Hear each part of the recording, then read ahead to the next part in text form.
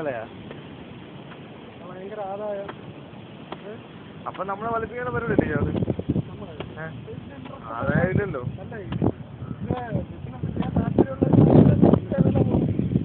അല്ല ഇത്രയും വരുമാനമൊന്നും കിട്ടില്ല. ഇതിപ്പോ 6 കോടി രൂപ ബാങ്ക് ഇട്ടാൽ തന്നെ 642 5 ലക്ഷം രൂപ മാസം കിട്ടും. ഒന്നും ചെയ്യണ്ട.